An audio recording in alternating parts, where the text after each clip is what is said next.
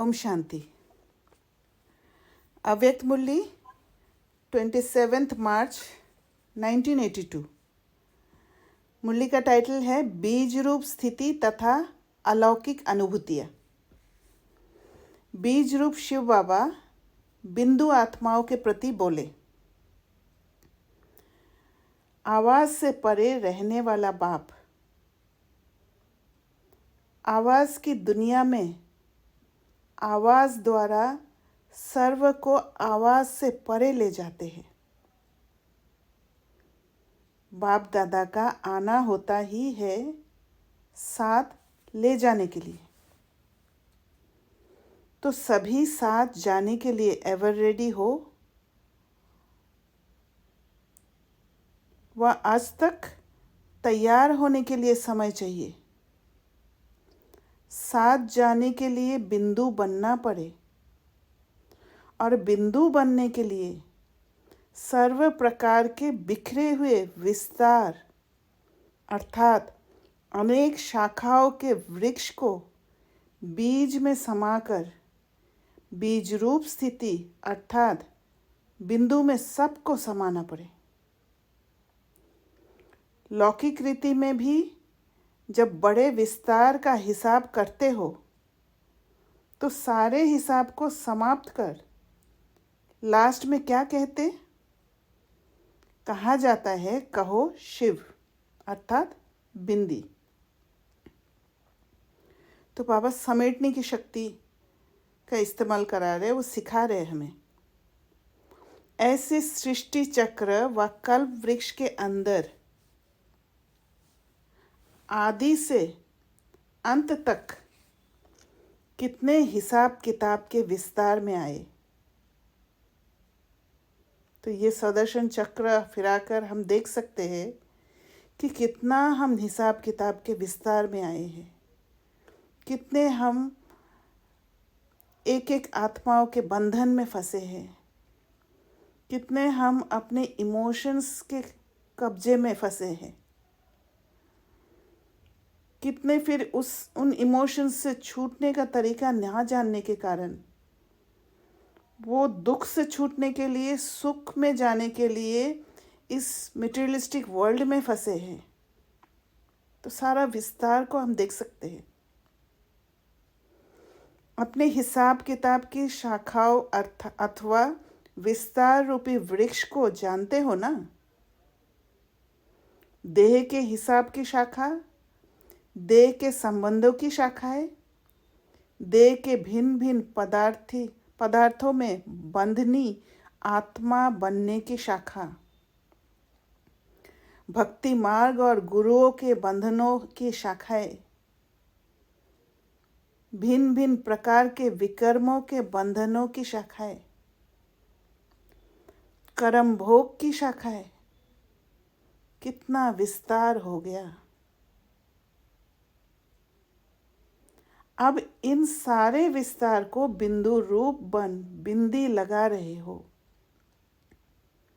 सारे विस्तार को बीज में समा दिया है, वह अभी भी विस्तार है। इस जर्जरीभूत वृक्ष की किसी भी प्रकार की शाखा रह तो नहीं गई है। तो ये सारे बंधनों में जैसे ही फंसे हैं तो ये वृक्ष भी जर्जरीभूत हो गया, क्योंकि आत्मा का सारा शक्ति बट गया है और आत्मा अपने इंटीग्रेटेड स्टेट में नहीं हो पाने के कारण डिप्लीट हो गए, डिस्टॉर्टेड हो गए। संगम युग है ही पुराने वृक्ष की समाप्ति का युग। तो हे संगम युगी ब्राह्मणों, पुराने वृक्ष को समाप्त किया है। जैसे पत्ते पत्ते को पानी नहीं दे सकते, बीज को देना अर्थात सभी पत्तों को पानी मिलना। ऐसे इतने 84 जन्मों के भिन्न भिन्न प्रकार के हिसाब किताब का वृक्ष समाप्त करना है। एक एक शाखा को समाप्त करने का नहीं। आज देह के स्मृति की शाखा को समाप्त करो और कल देह के संबंधों की शाखा का समाप्त करो। ऐसे एक एक शाखा को समाप्त करने से समाप्ति नहीं होगी। लेकिन अभी बाबा विधि बता रहे, बीज बाप से लगन लगाकर लगन की अग्नि द्वारा सहज समाप्ति हो जाएगी।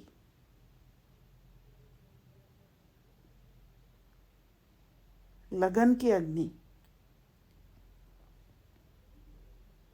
इतना आग है उसमें जो बाकी सारे चीज भूल जाएंगे। इतना बाबा के साथ लगाव होगा, इतना अट्रैक्शन होगा। और ये एक प्रोसेस है। धीरे धीरे जैसे जैसे प्यूरिफिकेशन होते जाएगा, इमोशंस फ्री होते जाएंगे, हम इमोशन को कंट्रोल करने लग जाएंगे। वैसे वैसे बाबा के करीब और बाबा के साथ का अनुभव, लगन का अनुभव, वो अग्नि तैयार होते जाएगा।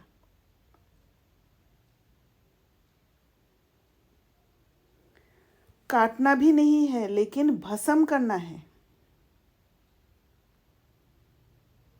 आज काटेंगे, कुछ समय के बाद फिर प्रकट हो जाएगा, क्योंकि वायुमंडल के द्वारा वृक्ष को नेचुरल पानी मिलता रहता है। वायुमंडल अगर शुद्ध नहीं होता है तो वृक्ष को अशुद्धता का पानी मिल जाएगा और फिर से जाग उठेगा। जब वृक्ष बड़ा हो जाता है तो विशेष पानी देने की आवश्यकता नहीं होती। नेचुरल वायुमंडल से वृक्ष बढ़ता ही रहता है, वह खड़ा हुआ रहता है। तो इस विस्तार को पाए हुए जर्जरीभूत वृक्ष को अभी पानी देने की आवश्यकता नहीं है। ये ऑटोमेटिक बढ़ता जाता है। आप समझते हो कि पुरुषार्थ द्वारा आज से देह संबंध की स्मृति रूपी शाखा निकल आती है। फिर स्वयं ही स्वयं से कहते हो, वह बाप के आगे कहते हो कि ये तो हमने समाप्त कर दिया था, फिर कैसे आ गया? पहले तो था नहीं, फिर कैसे हुआ? कारण काटा लेकिन भस्म नहीं किया। और भस्म होता है बुद्धि द्वारा ही। जब बुद्धि में अगर किसी एक आत्मा के साथ कोई हिसाब किताब हमारा हुआ है, कोई भी बात आया होगा, उसको अगर ज्ञान से समझ के एक अंडरस्टैंडिंग, डीप अंडरस्टैंडिंग लेके अगर खत्म नहीं किया, उसको भस्म नहीं किया, बुद्धि योग जब बाबा के साथ होगा तभी जाके वो डीप अंडरस्टैंडिंग आएगा। नहीं तो क्या है कि कोई भी बात सामने आएगा, वो एसोसिएट कर लेंगे और ट्रिगर हो जाएगा, फिर से जाग उठेगा वो, क्योंकि वातावरण अभी अशुद्ध है। तो ऐसी बातें बहुत जल्दी नया टालियाँ फैलाने शुरू कर देते हैं। आग में पड़ा हुआ बीज कभी फल नहीं देता। तो इस हिसाब किताब के विस्तार रूपी वृक्ष को लगन की अग्नि में समाप्त करो। इतना लगन बाबा के साथ हो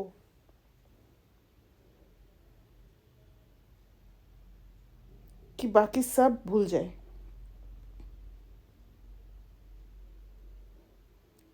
फिर क्या रह जाएगा? देह और देह के संबंध व पदार्थ का विस्तार खत्म हो गया, तो बाकी रह जाएगा बिंदु आत्मा व बीज आत्मा। जब ऐसे बिंदु बीज स्वरूप बन जाओ, तब आवाज से परे बीज रूप बाप के साथ चल सको। माना बाबा के साथ बुद्धि योग, बाबा के समझ जैसे हमारा समझ हो जाए और उस समझ में टिकने लग जाए, तो फिर नीचे की चीज़ कैसे दिखाई देगा। जो बातें हमने छोड़ दिया है और एलिवेटेड अंडरस्टैंडिंग पा लिया है, तो वो नीचे वाले बातें इफेक्ट ही नहीं करेगा। एक तो क्या है कि वो नीचे वाली बातें हम बनाना ही भूल जाएंगे, और वो भूलने के कारण बुद्धि में आएगा ही नहीं, वो बहुत नीचे वाला बात दिखेगा। जैसे अगर मैं अभी क्लास 12 में पढ़ रही हूँ, तो क्लास 1 की बातों को हम याद ही नहीं करेंगे। क्लास 1 की पढ़ाई को हम याद ही नहीं करेंगे, क्योंकि वो नीचे वाला दिखेगा। मैं तो 12 में आ गई। तो वैसे बाबा के साथ जब बुद्धि योग हो जाएगा, बाबा की बुद्धि जैसे हमारी बुद्धि हो जाएगा, बुद्धिवान बन जाएंगे, तो फिर हर एक सीन को उसी तरीके से हम देख पाएंगे और एलिवेटेड रहेंगे। और एलिवेटेड रहना माना हमेशा ऊपर रहना, नीचे नहीं। तो बाबा ने कहा, जब ऐसे बिंदु बीज रूप बन जाओ, तब आवाज से परे बीज रूप बाप के साथ चल सको।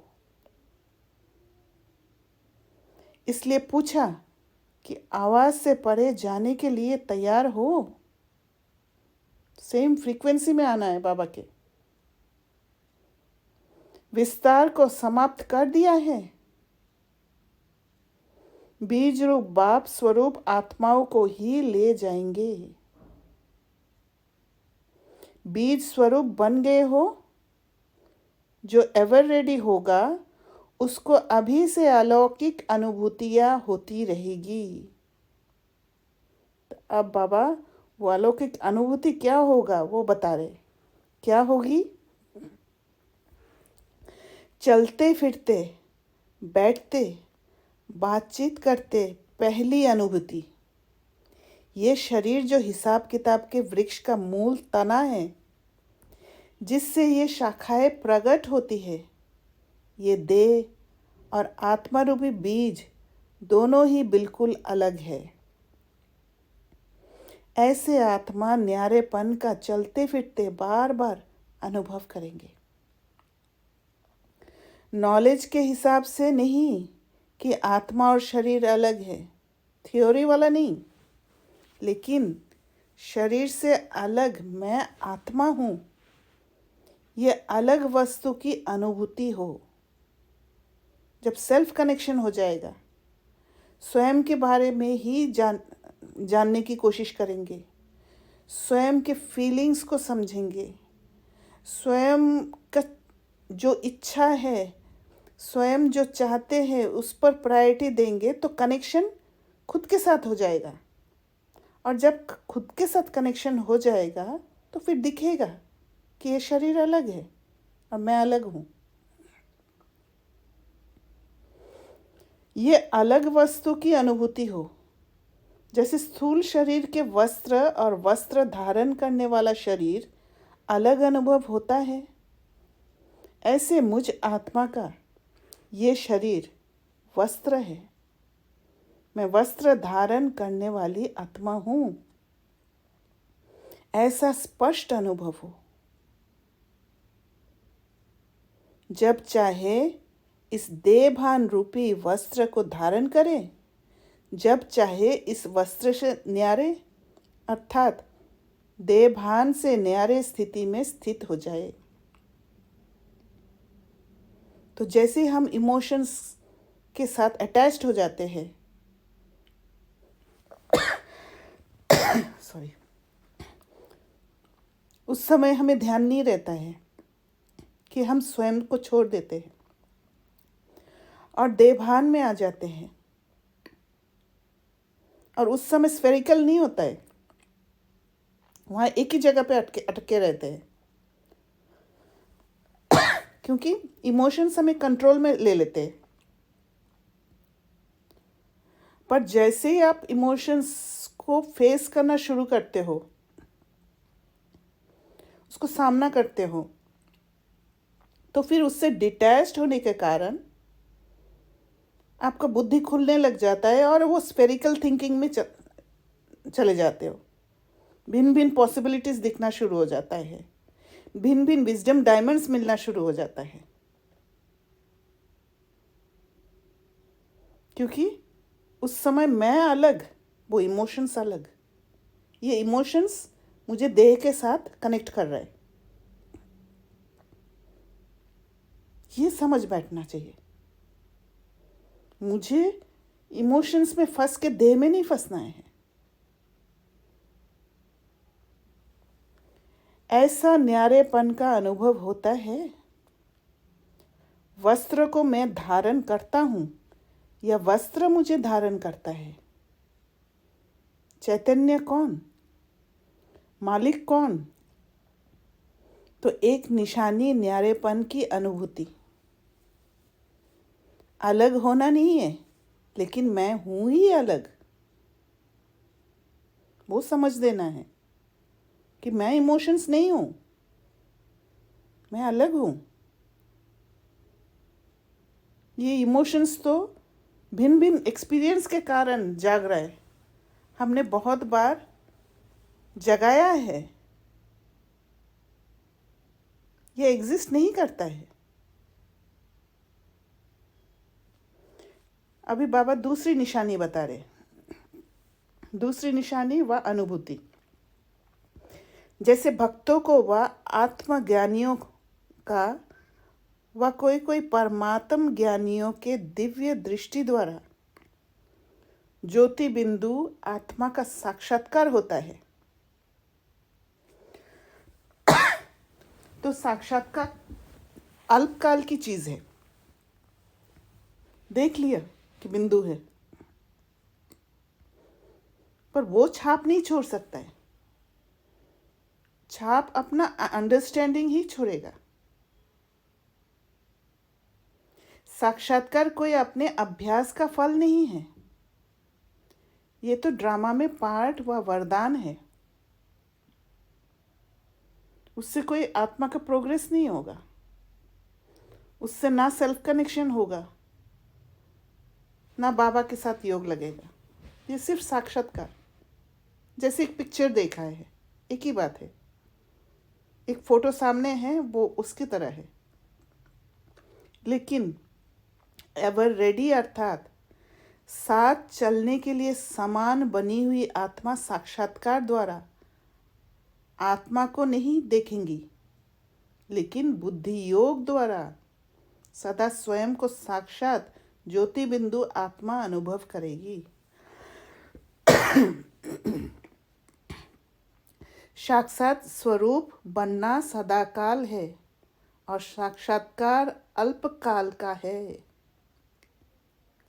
साक्षात स्वरूप आत्मा कभी भी ये नहीं कह सकती कि मैंने आत्मा का साक्षात्कार नहीं किया है, मैंने देखा नहीं है, क्योंकि ये सटल चीज़ है, एक एनर्जी है, वो अनुभव करने का चीज़ है, ना कि देखने का चीज़ है। ऐसे साक्षात आत्मा स्वरूप की अनुभूति करने वाले अथॉरिटी से निश्चय से कहेंगे कि मैंने आत्मा को देखा, तो क्या लेकिन अनुभव किया है? क्योंकि देखने के बाद भी अनुभव नहीं किया तो फिर देखना कोई काम का नहीं। तो अनुभव करना क्या है? जब सेल्फ कनेक्शन होता है, जब हर बात अंदर से वो आवाज़ को महसूस करेंगे, हर बात वो इनर कॉम्पस से टैली करेंगे, तब जाके अनुभूति होगा कि हाँ, मुझे सही रास्ता बताया, हाँ, मैं सेल्फ कनेक्टेड होने के कारण बाबा का मैसेज मुझे समझ में आया, या बाबा मुझे इस ड्रामा के इस सीन द्वारा क्या सिखाने की कोशिश कर रहे हैं वो मुझे समझ में आया। ये है अनुभूति। तो ऐसे साक्षात आत्मा अनुभवी चलते फिरते अपने ज्योति स्वरूप का अनुभव करते रहेंगे। अभी तीसरी अनुभूति,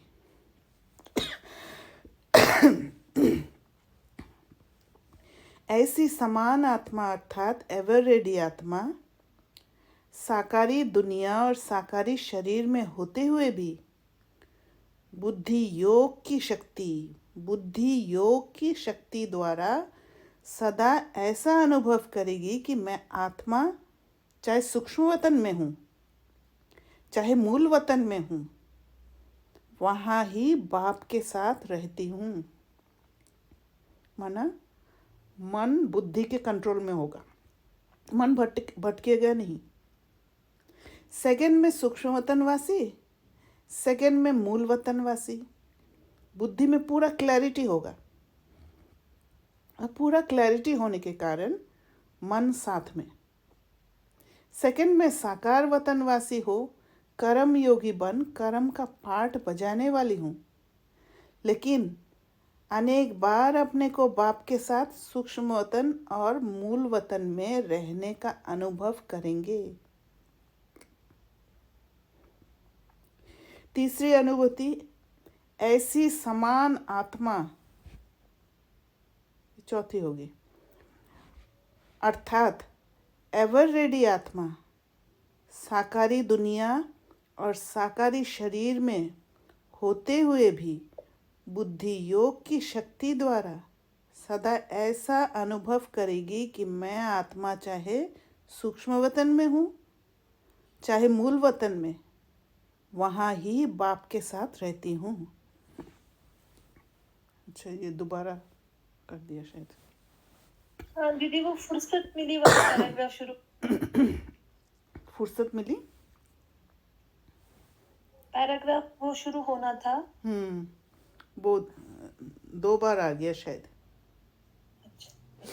तो फुर्सत मिली और सूक्ष्म वतन व मूल वतन में चले गए। ऐसे सूक्ष्म वतनवासी मूल वतनवासी की अनुभूति करेंगे जैसे कार्य से फुर्सत मिलने के बाद घर में चले जाते हैं। एक खींच होगा घर जाने का, जैसे स्कूल में घर आने का एक खींच होता है, क्योंकि वहाँ पर जो समेटा हुआ चीज़ है, पूरा परिवार है, जो भी ज़रूरत की चीज़ें हैं वो घर में है, इसलिए खींच होता है। तो वैसे स्वीट होम, जहाँ पर मैं कंप्लीट हूँ, जहाँ पर मुझे कोई कमी महसूस नहीं होगा, एक रेस्ट का स्थिति मिलेगा, उसका खींच होगा। दफ्तर का काम पूरा किया तो घर में जाएंगे, वह दफ्तर में ही बैठे रहेंगे। ऐसे एवर रेडी आत्मा बार बार अपने को अपने घर के निवासी अनुभव करेंगी, जैसे कि घर सामने खड़ा है, अभी अभी यहाँ, अभी अभी वहाँ। साकारी वतन के कमरे से निकल मूल वतन कमरे में चले गए। और अनुभूति, ऐसी समान आत्मा बंधन मुक्त होने के कारण ऐसे अनुभव करेगी जैसे उड़ता पंछी बन ऊंचे से ऊंचे उड़ते जा रहे हैं। नीचे की कोई भी चीज़ खींचेगा नहीं, नीचे की कोई भी चीज़ में इतना ताकत ही नहीं होगा आकर्षण करने का।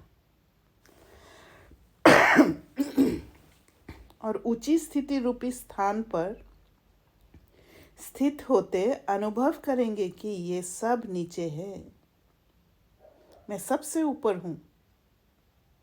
जैसे विज्ञान की शक्ति द्वारा स्पेस में चले जाते हैं तो धरनी का आकर्षण नीचे रह जाता है, और वह स्वयं को सबसे ऊपर अनुभव करते और सदा हल्का अनुभव करते हैं। इस दुनिया के जो ग्रेविटेशनल फोर्स वो नहीं खींच पाएगा, उससे बियॉन्ड चले जाएंगे। ऐसे साइलेंस की शक्ति द्वारा स्वयं को विकारों की आकर्षण व प्रकृति की आकर्षण सबसे परे उठती हुई स्टेज अर्थात सदा डबल लाइट रूप अनुभव करेंगे। इसीलिए बाबा स्वदर्शन चक्र को फिराने के लिए बार बार बुद्धि में घुमाने के लिए कह रहे हैं। जब ये सारा बुद्धि में घूमते रहेगा तो विजडम बढ़ते जाएगा, बुद्धि तेज होते जाएगा, तो फिर विकार से प्रभावित नहीं होंगे। ये जो किसी का संस्कार देख के इरिटेशन हो जाता है, गुस्सा आ जाता है, वो नहीं होंगे, क्योंकि बुद्धि को एक समझ मिल जाएगा। वो एलिवेटेड सोच में टिक जाएंगे और वो जो नीचे वाला सोच है वो कमज़ोर पड़ जाएंगे। उड़ने की अनुभूति सब आकर्षण से परे ऊंची है, सर्व बंधनों से मुक्त है। इस स्थिति की अनुभूति होना अर्थात ऊंची उड़ती कला व उड़ती हुई स्थिति का अनुभव होना, वो स्थिति तक पहुंचना है। चलते फिरते जा रहे हैं, उड़ रहे हैं, बाप भी बिंदु मैं भी बिंदु, दोनों साथ साथ जा रहे हैं।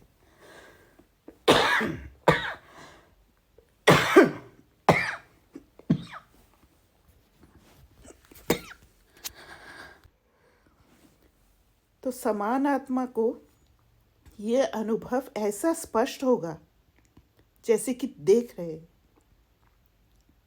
बुद्धि इतना क्लीन हो जाएगा कि बुद्धि की आँख इतना साफ हो जाएगा कि ऐसे दिखाई देगा।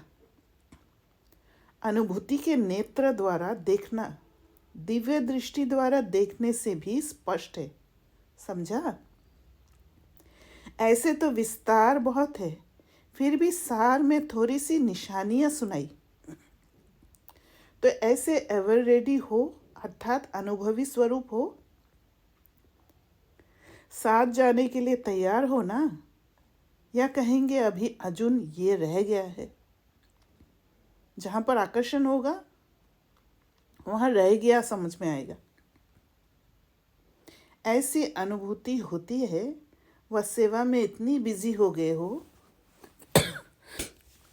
तो बाबा ने कहा साथ जाने के लिए तैयार हो ना, या कहेंगे अभी अर्जुन ये रह गया है। ऐसी अनुभूति होती है, वह सेवा में इतने बिजी हो गए हो जो घर ही भूल जाता है। सेवा भी इसलिए करते हो कि आत्माओं को मुक्ति व जीवन मुक्ति का वर्षा दिलावे। उनको भी वो घर याद दिला दे। सेवा में भी ये स्मृति रहे कि बाप के साथ ले जाता है, तो सेवा में सदा अचल स्थिति रह सकती है। सेवा के विस्तार में सार रूपी बीज की अनुभूति को भूलो मत। विस्तार में खो नहीं जाओ। विस्तार में जब खो जाते हैं तब स्वयं को छोड़ देते हैं, और स्वयं को छोड़ना माना सार को छोड़ देना। विस्तार में आते स्वयं भी सार स्वरूप में स्थित रहे। तो विस्तार में आते स्वयं भी सार स्वरूप में स्थित रहे और औरों को भी सार स्वरूप की अनुभूति कराओ। मानस खुद भी सेल्फ कनेक्ट रहो, वो स्टेबल स्टेट में रहो, और दूसरे को भी अगर स्वयं को भूल गए, उस सार स्टेट को भूल गए, उनको कनेक्ट करा दो नॉन जजमेंटल बन के। क्योंकि पता है कि ये पूरा सृष्टि चक्र कैसे घूमा है। तीनों कालों को हम जानते हैं और तीनों कालों से पास हुआ है एक एक आत्मा। हर एक आत्मा उस तमोप्रधान स्टेट में आए हैं, तो वो जब अंदर में बैठ जाएगा वो बात, तो फिर कोई अगर उस बात को नहीं समझ पा रहे और स्वयं को छोड़ के विस्तार में आ रहे, तो उनको सार का रास्ता दिखा देना। वो है सार स्वरूप की अनुभूति कराना। समझा? अच्छा, ऐसे सदा साक्षात आत्मा स्वरूप के अनुभवी मूर्त सदा सर्व हिसाब किताब के वृक्ष को समाप्त कर बिंदी लगाए, बिंदी रूप में स्थित रहे, बिंदु बाप के साथ सदा रहने वाले अभी अभी कर्म योगी, अभी अभी सूक्ष्म वतनवासी, अभी अभी मूल वतनवासी, ऐसे सदा अभ्यासी आत्मा, सदा अपनी उठती कला का अनुभव करने वाली आत्मा, ऐसे बाप समान एवर रेडी आत्माओं को बाप दादा का याद प्यार और नमस्ते। ऐसे मीठे प्यारे बाप दादा को हम बच्चों का याद प्यार और नमस्ते। तो यहाँ तक मुरली करते हैं। इसमें फिर जो भी डिस्कशन करना है हम कर सकते हैं। किसी का कोई क्वेश्चन है, कुछ शेयर करना है, प्लीज शेयर करिए। जी, बड़ी प्यारी वाणी है बाबा की। राइट। बहुत ब्यूटीफुली बाबा ने इसमें जैसे जैसे जैसे आपने शुरुआत में थीम सेट किया कि सोल कनेक्ट तो होना है, जैसे हम स्वदर्शन चक्रधारी बन रहे हैं, तो इट इज सो इम्पोर्टेंट कि हम अपने सारे हिसाब किताब जो इमोशनली हम कनेक्ट बना रखे हैं उससे फ्री होना है। राइट। क्योंकि वो इमोशंस क्योंकि डिस्टॉर्ट हो रखे हैं, हाँ, तो इसीलिए वो सारा गलत हिसाब किताब बढ़ता ही जाए। करेक्ट। मतलब सिर्फ फंस के आप जो भी इमोशंस से फंस के आप जो भी कर रहे हैं वो आपका फिर सार रूप में नहीं आ पा रहे अब उसके कारण। राइट। बार बार देह में फंस जाते हैं, देह के संबंधों में फंस जाते हैं, क्योंकि वो देह और देह के संबंध कनेक्टेड है इमोशन से।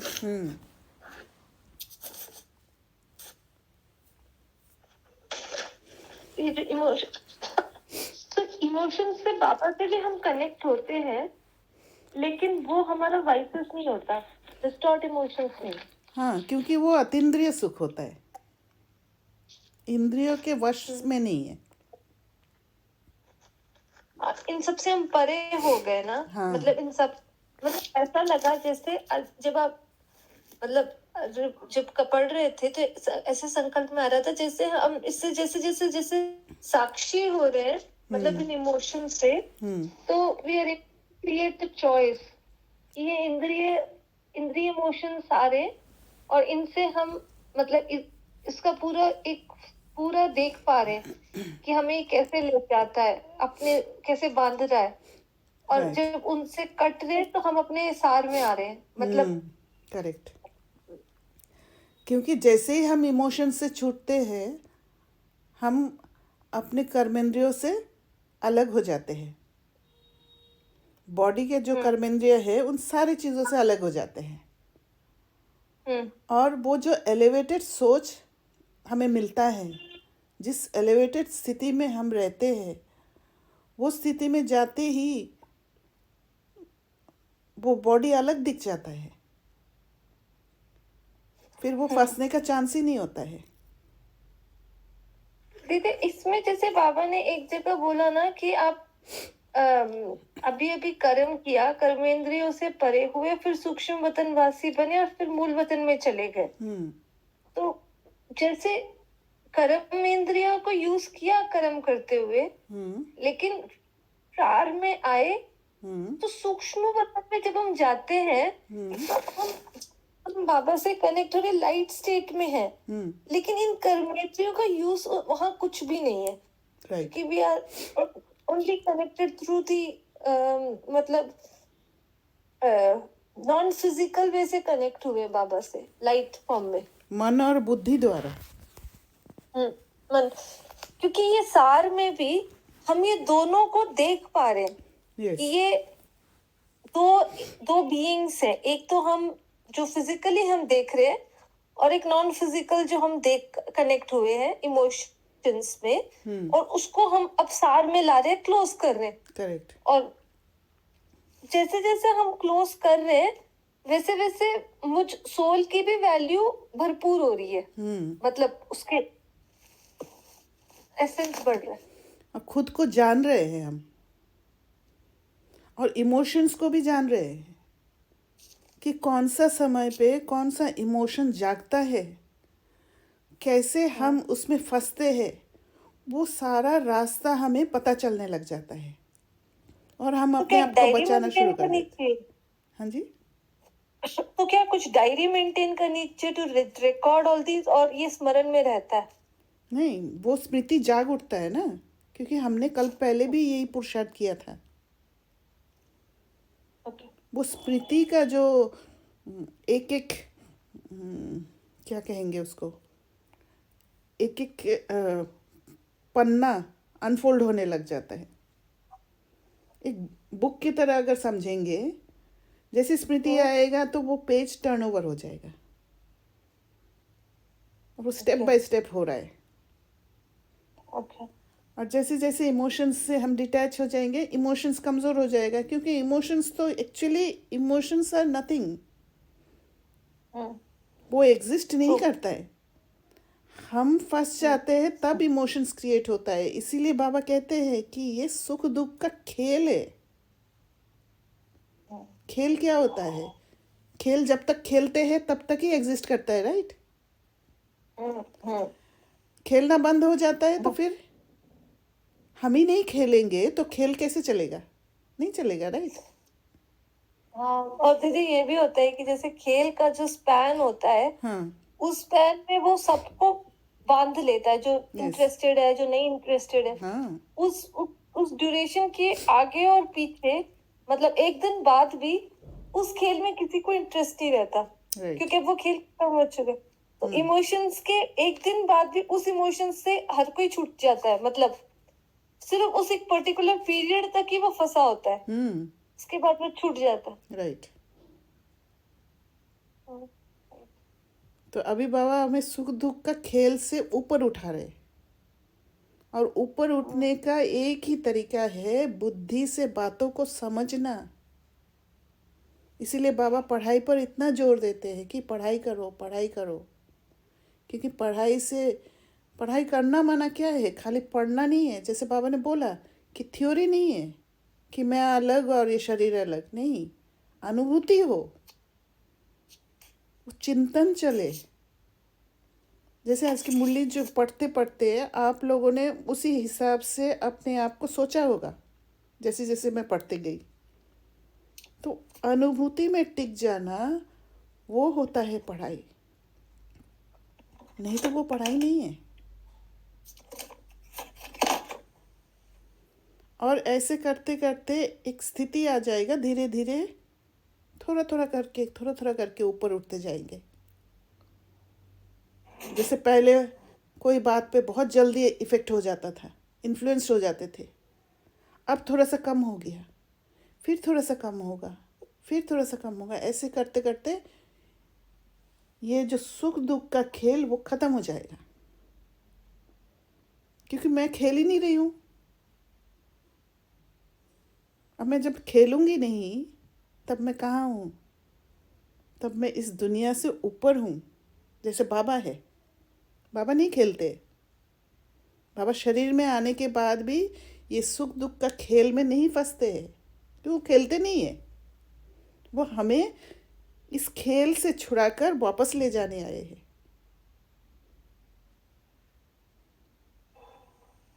राइट।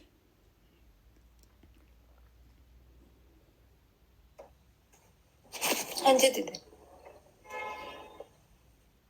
और इनफैक्ट जब बाबा ब्रह्मा बाबा के साथ भी हमारे साथ खेलते थे, तब भी बाबा सिखाते थे कि कैसे खेलना भी चाहिए। मतलब स्थूल खेलने में भी बाबा सिखाते थे। हाँ, पर डिटैच होके खेलते थे।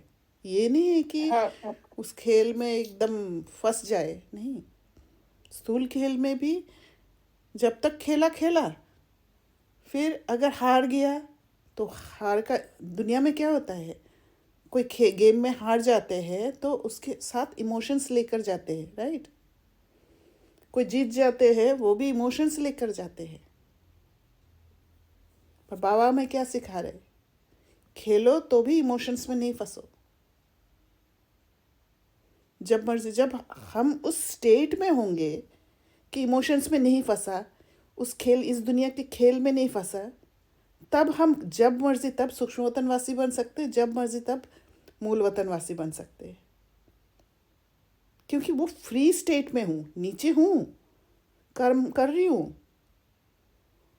पर मैं डिटैच्ड हूँ।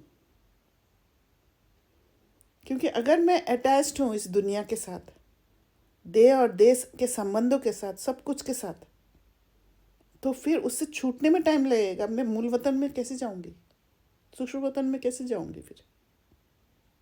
क्योंकि माइंड उसमें फंसा हुआ है। सब कुछ माइंड का ही तो खेल है, मन और बुद्धि का खेल है।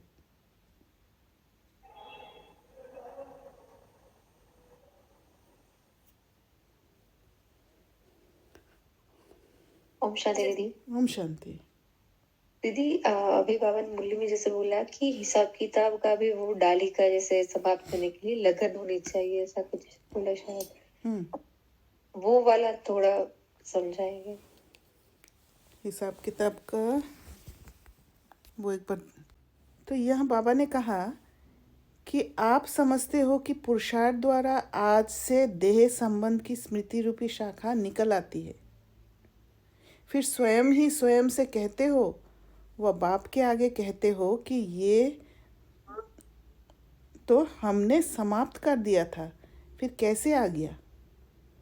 पहले तो था नहीं, फिर कैसे हुआ?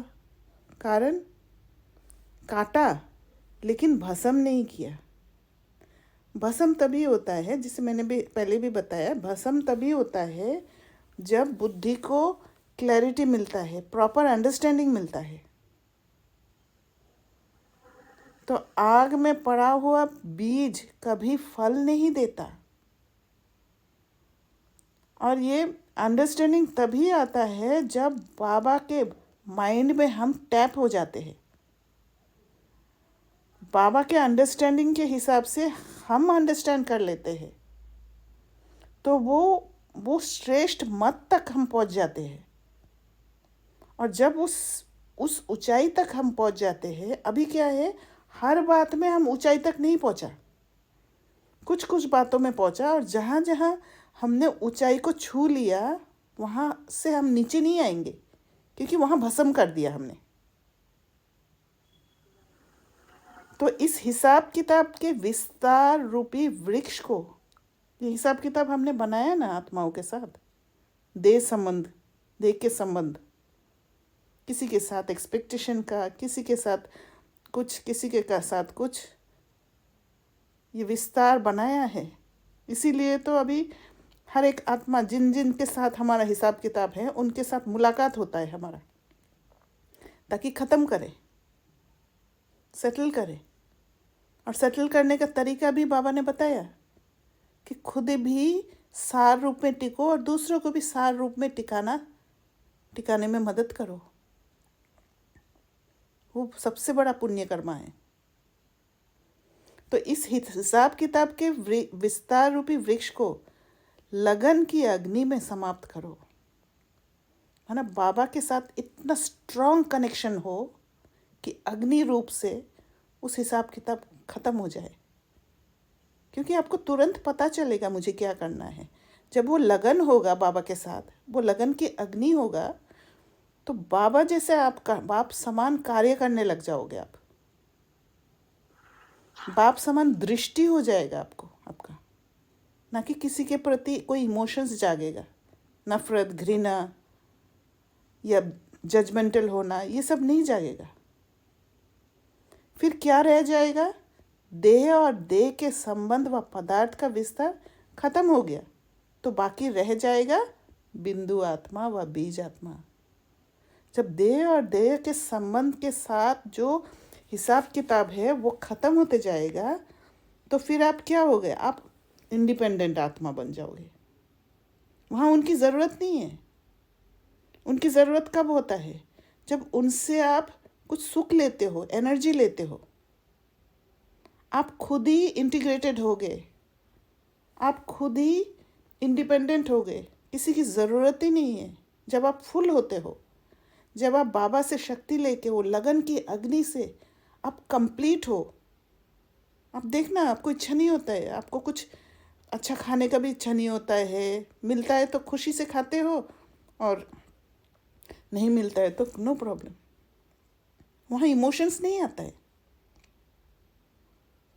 तो वो स्टेट, जब ऐसे बिंदु बीज स्वरूप बन जाओ, तब आवाज से परे बीज रूप बाप के साथ चल सको। बाबा के साथ चलना क्या है? बुद्धि योग बाबा के साथ होना। बाबा जैसे इस सृष्टि को देखना ऊपर से, जो खेल चल रहा है। कितने आत्माएं उस खेल में फंसे हुए हैं, उसको खेल नहीं समझ पा रहे। इसलिए पूछा कि आवाज से परे जाने के लिए तैयार हो, क्योंकि खेल में आवाज होता है। विस्तार को समाप्त कर दिया है। बीज रूप बाप स्वरूप आत्माओं को ही ले जाएंगे। जब तक खेल से नहीं छूटा, इमोशंस से हटे नहीं, वो सुख दुख का खेल से नहीं हटे, तब तक बाबा को कैसे ले जाएंगे? कितना भी बाबा ले जाने की कोशिश करेंगे, हम तो उधर ही फंसे रहेंगे, राइट? इमोशंस में, इमोशंस के कंट्रोल में, और छूटने की कोशिश करेंगे। ऐसे नहीं छूट सकते हैं। हर एक बात को अच्छी तरह समझना, एकदम अलर्ट होके इमोशंस को भी समझना पड़ेगा। इमोशंस की कमजोरी क्या है उसको भी देखना पड़ेगा। जैसे रामायण में है ना कि रावण का कमजोर जगह नाभि था, वैसे एक एक इमोशंस का कमजोर जगह को आइडेंटिफाई करना है और छूटना है। बीज स्वरूप बन गए हो, जो एवर रेडी होगा उसको अभी से अलौकिक अनुभूतियाँ होती रहेगी। अलौकिक अनुभूति होगा, क्योंकि ऊपर उठ गए आप, राइट? समझ में आया? Thank you. Okay Yes, very clear. Okay. और किसी को कुछ शेयर करना है तो कर सकते हैं।